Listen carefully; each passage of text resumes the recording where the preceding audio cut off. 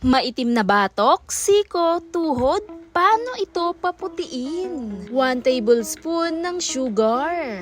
Kahit white sugar, pwedeng gamitin at sliced lemon po. Idinirekta ko lamang tong pigain doon mismo sa pinakasukal natin. At pagkatapos, kumuha ako ng toothpaste. Puting toothpaste ang aking ginamit. Ang asukal, tumutulong magbigay exfoliate, tumutulong sa dark spot, kasama na rin ng yaman sa vitamin C ang dala ng lemon. Dito nga sa mixture na ating ginawa, napakaganda gamitin para magbigay pusyaw, puti sa tuhod, siko, batok at kahit sa parte na maiitim. At heto'y napakasimpleng paraan para magbigay puti, pusyaw lalo sa balat. At sa paggamit, dinirekta ko nga itong inilagay sa aking balat, kumuha lamang ng cotton.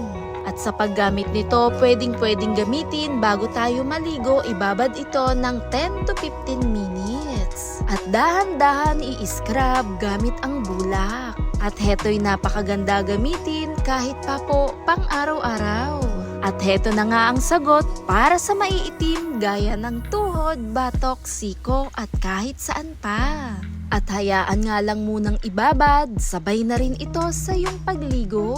Nagbibigay puti na rin to sa ating balat dahil sa lemon, mayaman sa vitamin C na nagbibigay bleaching agent para sa maiitim. Pinapapusyaw nito ang ating mga kutis na nagbibigay pantay na kulay, kasama na rin ang pangingitim gaya sa mga dark spot. Dahan-dahan natin tong i-massage gamit ang ating ginawa.